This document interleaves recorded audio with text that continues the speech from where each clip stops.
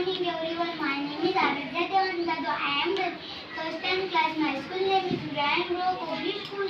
I have explained water cycle. Water heated up by the sun and changed into water vapor.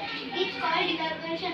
पाणी सूर्याच्या उष्णतेमुळे गरम होतात आणि त्यांचे रूपांतर वाफेत होते. त्या क्रियेला बाष्पीभवन असे म्हणतात.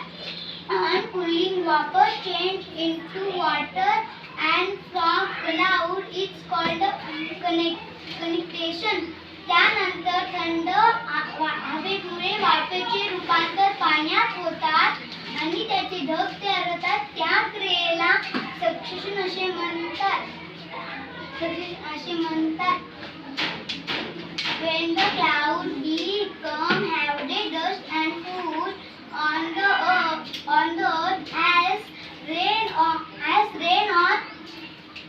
snow, it's called precipitation. त्यानंतर जेव्हा ढग जोरदार होऊन फुटतात आणि पृथ्वीवर पाऊस किंवा बर्फाच्या स्वरूपात पडतात, त्या क्रियेला पर्जन्य असे म्हणतात. पर्जन्य